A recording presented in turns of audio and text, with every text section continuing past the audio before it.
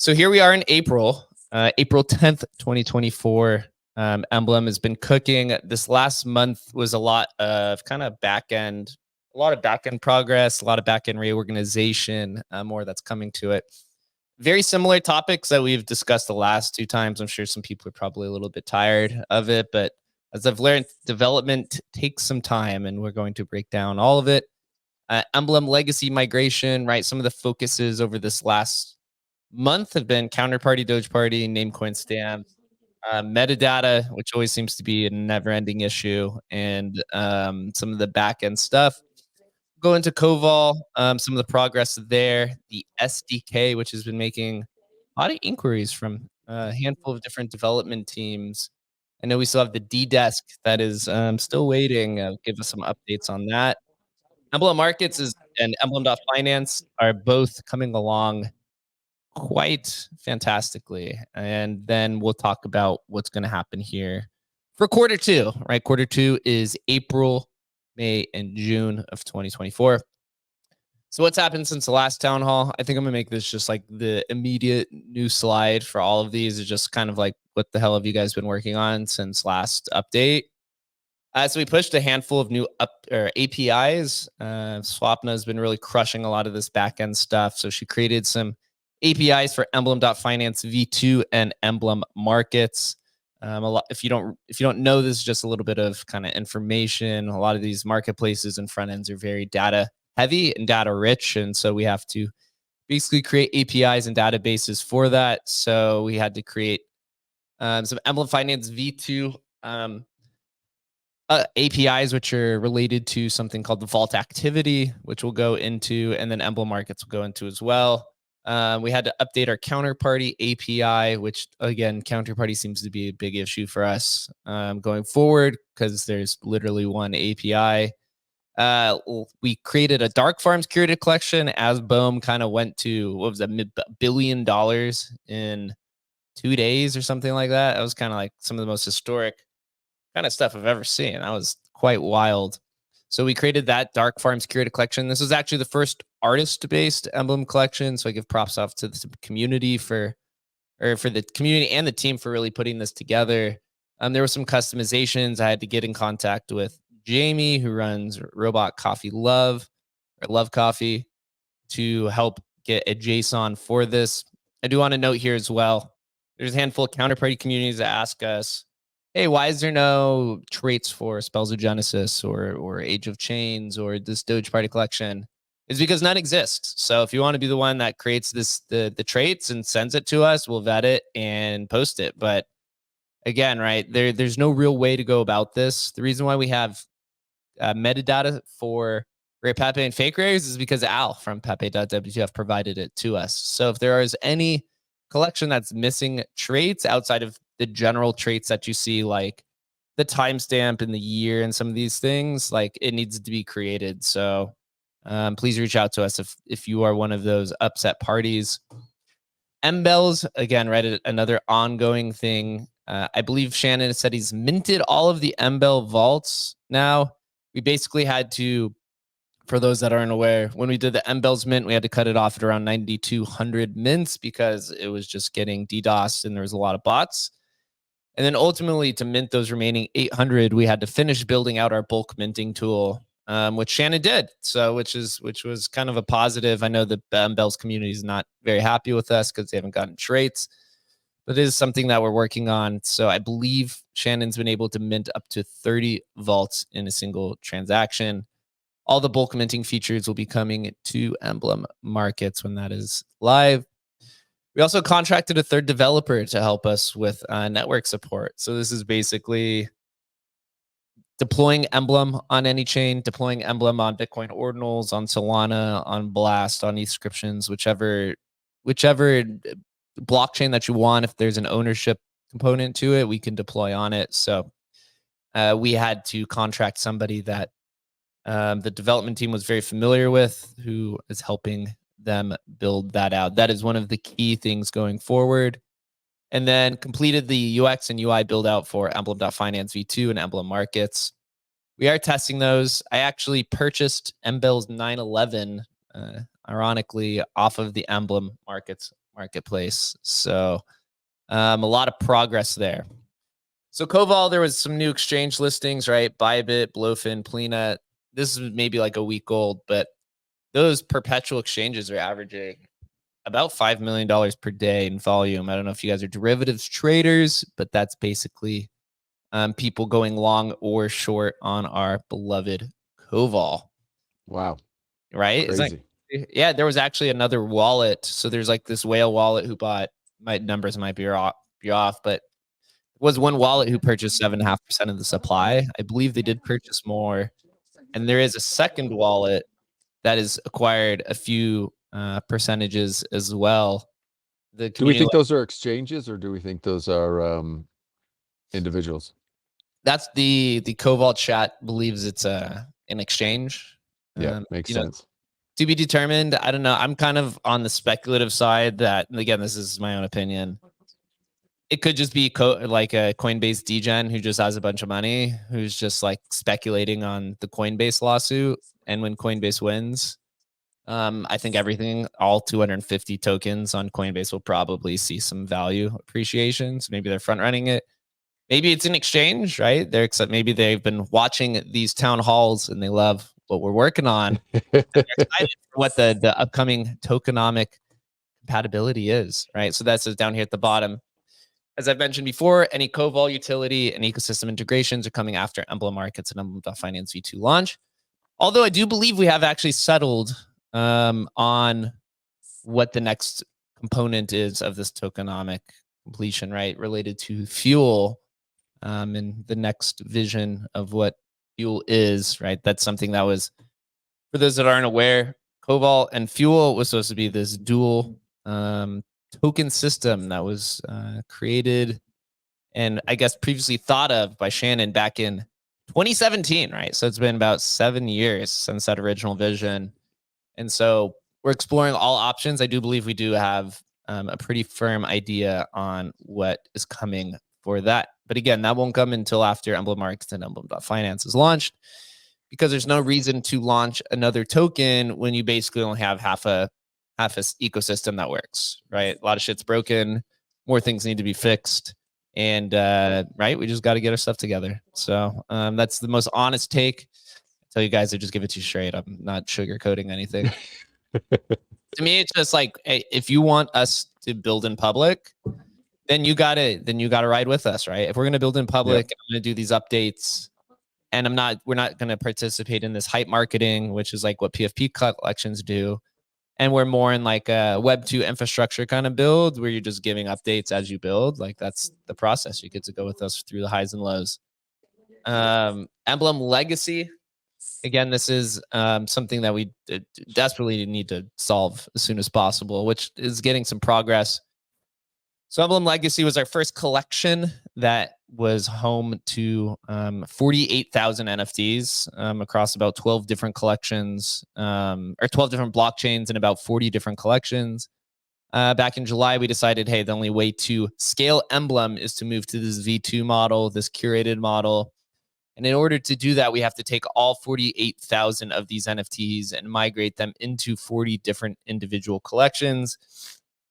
What we thought was going to be 3 weeks is now extended to 9 months. So we want this done just as much as everyone else does. There's a lot of things along the way we've learned. We've had to build a ton of things to build this. But in short, there's 22,000 legacy vaults that remain of the 48,000. Shannon's been working really well on this metadata standard. Again, right, you'll see these in like the metadata standard, which is just like every collection gets these no matter what. You see these on like some of the protocol collections like Doge Party and Namecoin. You'll see it says like timestamp and some of the basic ones. So that's kind of like setting a standard across the board. And then again, as I said before, any individual traits, right? Like if you're on Spells of Genesis and you want it to show, I don't even know what the traits are for Spells of Genesis, to be honest, right? Series or year, I guess, or something like that, something specific, or like with Rare Pepe where it says series number and card number, that has to be submitted by the collection owners. We did build a migration button inside all the legacy vaults. So where you click and it will migrate it for you. There is no vaulting fee on this. Not all collections are live as well. I did post a spreadsheet that is in the announcements that goes over what is live. We're burning through a lot of these. The big issue is counterparty. I'm unsure what specifically about it. I think there's a handful of variables to it, but counterparty seems to be the tough one. I think it's partly on Emblem side. I think it's partly on counterparty side, but with new upgrades coming, and I believe counterparty just pushed an upgrade yesterday, I think. As they progress and build more firm infrastructure, we can as well. Shannon's working on it, so he's been dedicated to task legacy. This is like our #1 priority to get done. And Swapna is working on all the backend things because we do need this done as soon as possible. Unlock. So legacy vaults are migrate and unlock only. There's no minting. There's some people who came in Discord recently wanting to mint into the legacy collection. That is done. There's no more minting in the legacy collection ever again. That is done. It's in maintenance mode. And what that means is that your assets are safe. It just means we're not pushing any new upgrades. To be honest, we actually can't push a lot of these upgrades. Like, for example, a lot of people have asked about bulk unlocking, right? Where you can unlock 50 vaults in a single transaction. That's coming. That'll be in the curated collections. You can't even add that to legacy because of how it was built in 2020. So that was one of the main reasons why we've moved past it. Making some progress. Hopefully, this will be done very, very soon. The Emblem SDK has got a lot of attention recently. This is basically Emblem in a box. What it means by that is like what you see on Emblem.finance, you can basically build on your own. A handful of teams have reached out to us for a large variety of reasons. Everything from the D desk, which is the D Gods multi-chain swap desk. Somebody asked me when that was being released, it's up to the D Gods team. From what I've seen, they've built it, most of it, and it's really up to them. It's on their schedule. Again, right? The SDK is us publishing our tools, and people can use it and dissect it in any type of way. We've actually talked with a handful of Bitcoin layer 2s. I won't name the names. Actually, I've probably talked with all of them. There's been a lot of interest in Emblem being added to these Bitcoin L2s, right? Because they are basically EVM machines that have a focus on Bitcoin assets. What has Emblem been doing for 4 years is EVM assets using EVM to take Bitcoin assets cross-chain. So a lot of compatibilities there. Some other things people have reached out to us is doing ERC20 collections. So things like, I don't want to name any of the specific ones, but for example, we'll take the coins shall remain nameless. Right. We'll use one like that's not created yet. But if we create like a collection for Dogecoin, right? Somebody can store Dogecoin, the cryptocurrencies, in a vault, and then somebody can build an escrow contract to basically take those vaults and issue, I guess you would call it VDoge, vaulted Doge on the other side is an ERC20. So we've gotten a lot of requests for turning things into fungible assets. And you can do this with NFTs as well. In the past, somebody has taken Feels Good Man, which is one of the popular rare Pepes that's created by Matt Fury. This was over a year ago, basically built an escrow contract that accepts the Feels Good Man and mints you Feels tokens on the other side. So yep. A lot of cool ideas there. We're going to continue building on the SDK. This is where Shannon is pushing all the updates. So if you follow that page, you could go to docs.emblem.wiki. I updated a lot of this. Shannon's been updating it as well. And if there's anything custom that you need, then we're going to do it. And we'll talk about some of that in the Emblem Markets slide. I think one of the recent examples, just so give people ideas of like what's possible, is the Xcopy flies. Somebody built a contract that allowed you to take the Xcopy, I don't know what they're called, mutados on base, put them into a contract, and then basically kick out coins on the other side.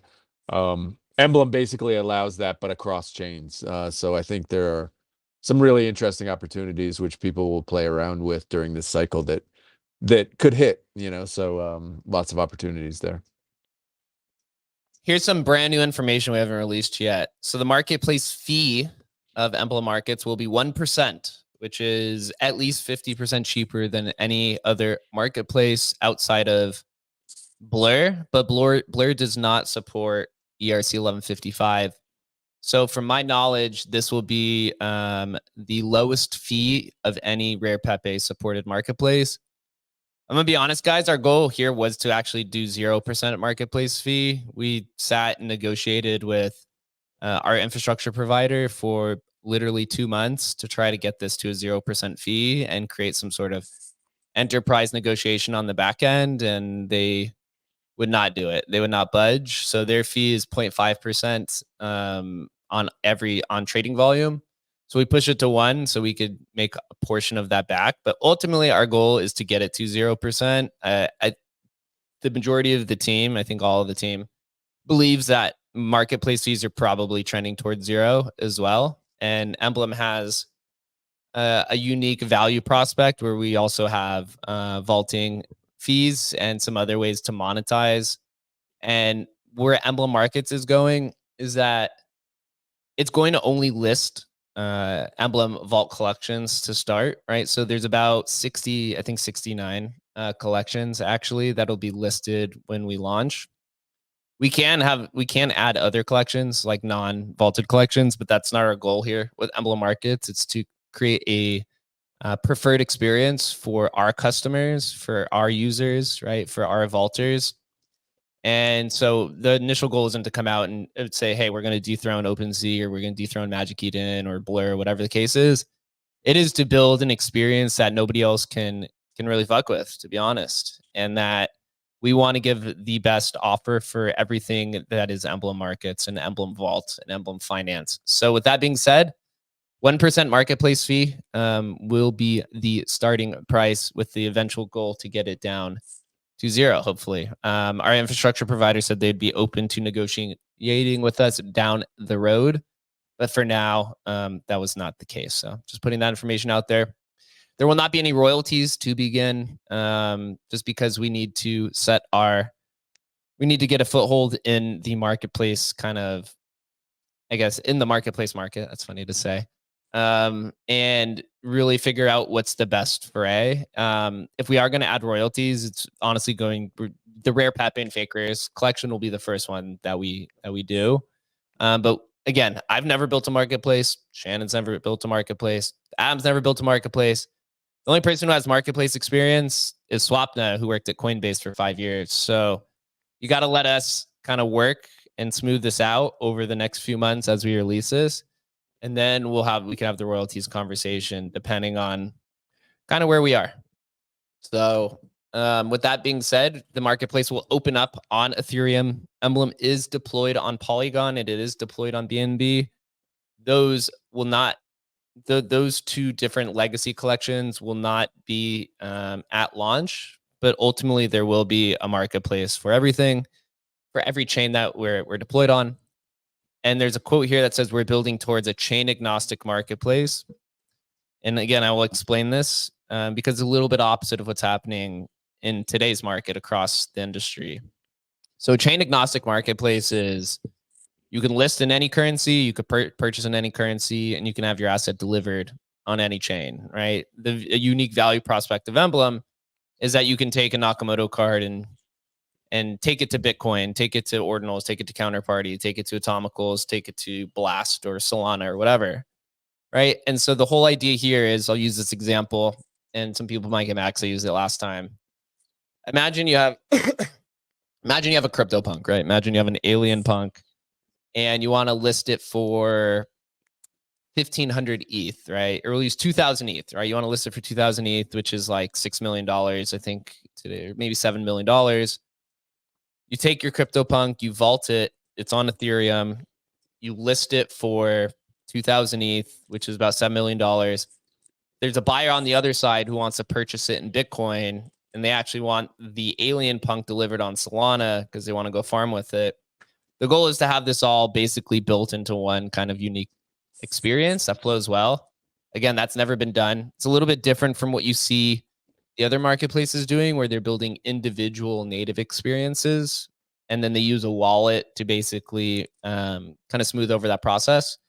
We're going about it in the Emblem Vault way, which is a chain agnostic marketplace where you get one collection page, right? You only need one wallet, and you can do it in whatever your preferred currency is. So again, that's not going to be easy. That's going to take a while to do, actually, as we had PSPT support and some of these other things. The application store, you'll see here on the next slide, the apps will be products that Emblem releases. So things like our bulk minting tool, Emblem.finance, the Vaultpad. It'll also showcase things that users use the SDK for and build. So we'll showcase the D-Desk and some of these other ERC20 portals and some of these other products that people use.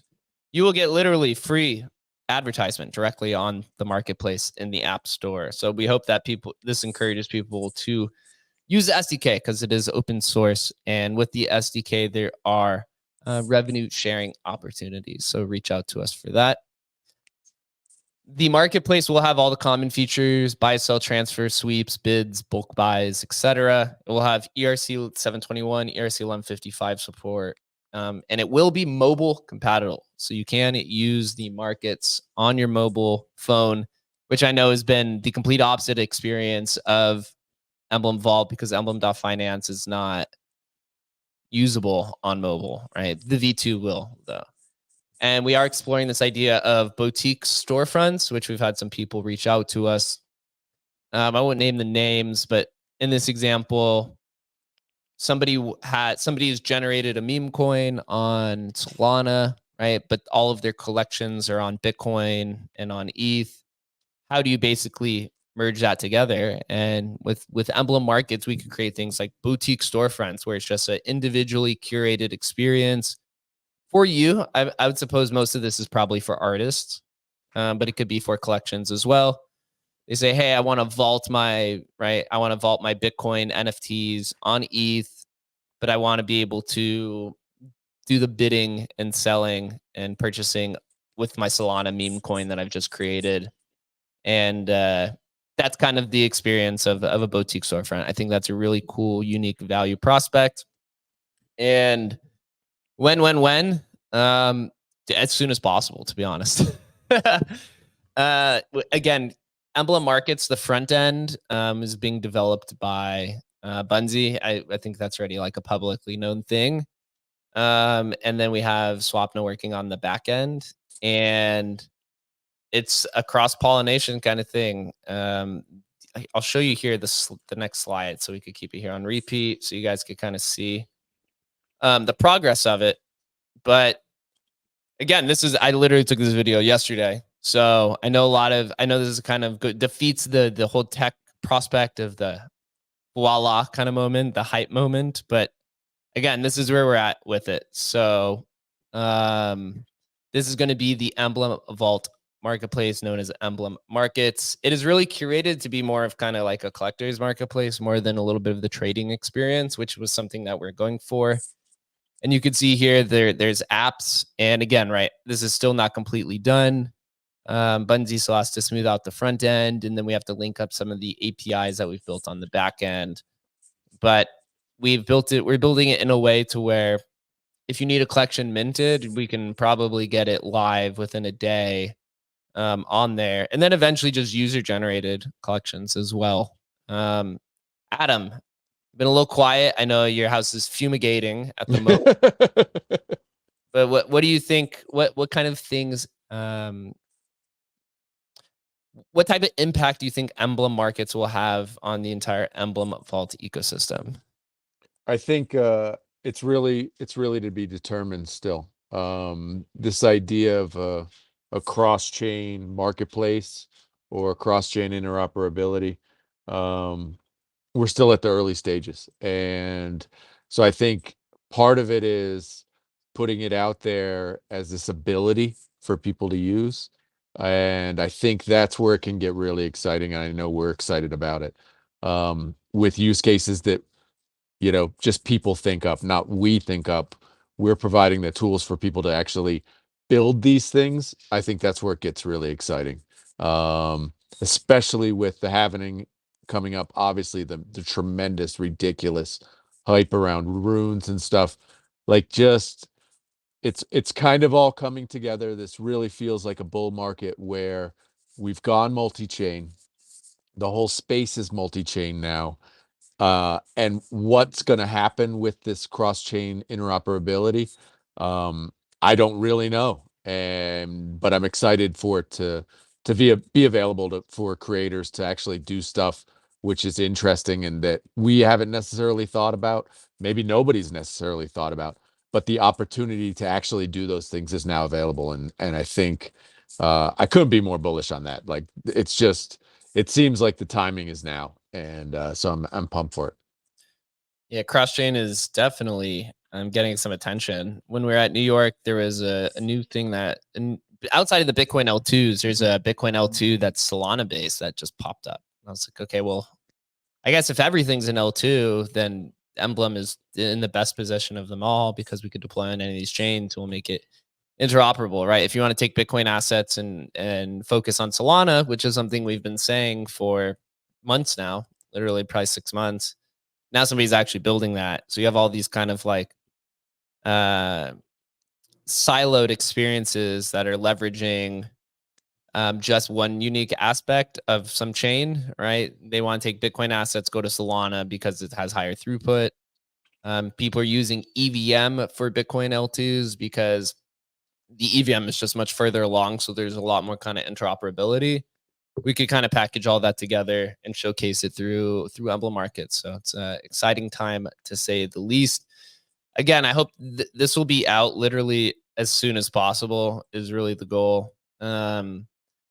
That's really all I have to say. It should have been out now, but it's not.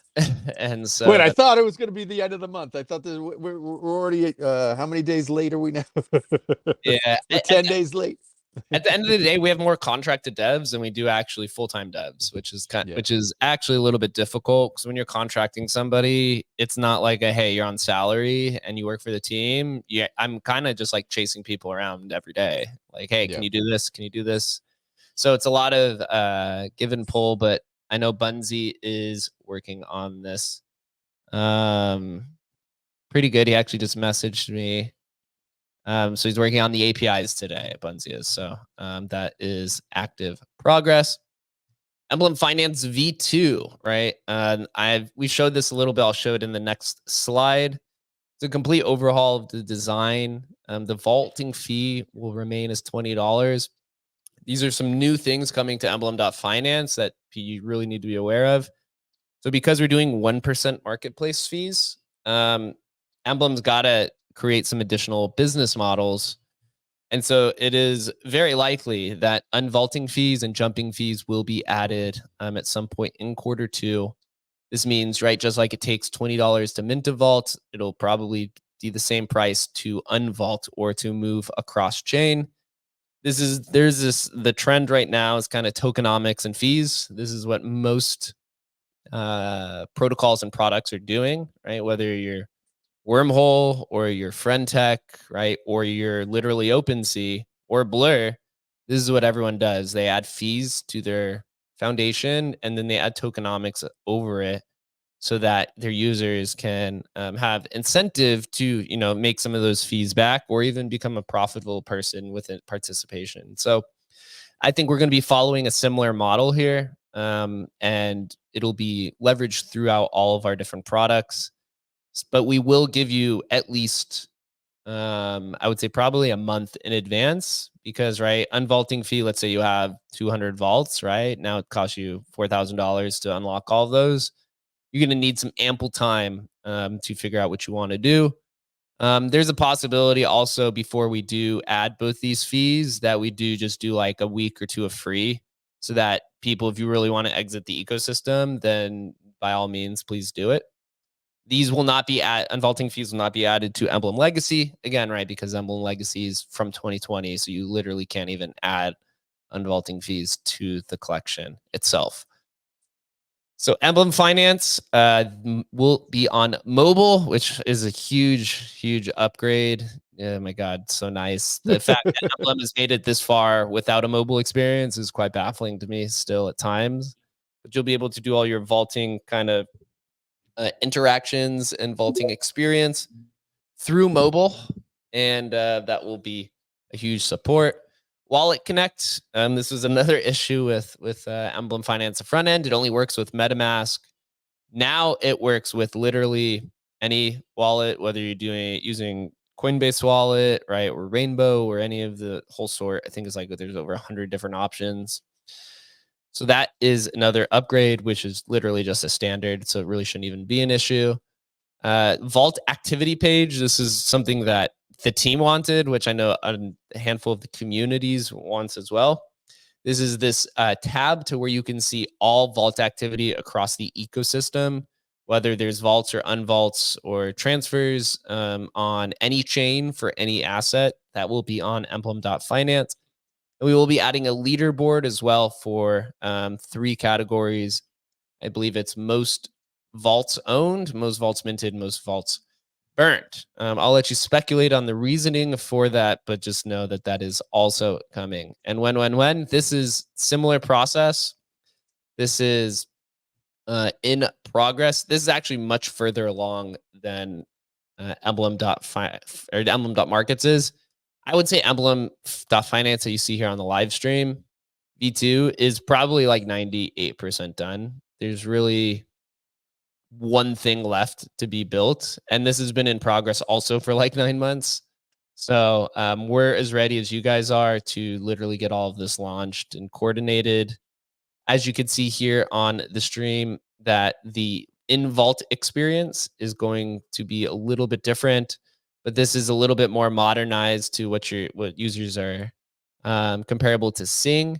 Also, this will be reskinned to match Emblem.Markets. We actually started building Emblem.Finance before Emblem.Markets, so it has a little bit of a different UI, or I guess UX, and we will make it match Emblem.Markets, which the theme is black and silver. But I'm excited for this one as well. It's really going to kind of package everything together and make it a really, really nice experience. Can't wait for mobile, man. Can you imagine? I mean, so the fact that I think it's like 80% of users in crypto are using mobile, which is crazy because I use a desktop for everything. Literally. I mean, the Solana thing has been the first time I've really used mobile. Really only over the last couple of weeks, first time using mobile.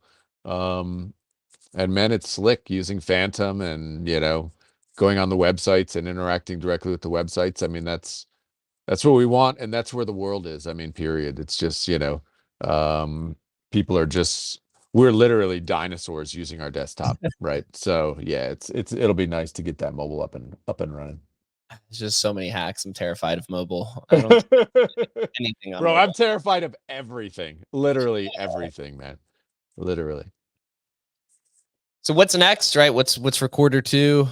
More of the same. I put here at the top what comes after Emblem Legacy, Emblem Markets, and Emblem Finance V2s, right? So once those are all out, our new products are live. We're kind of moved past. We're officially into V2 season, or the V2 era of Emblem Vault.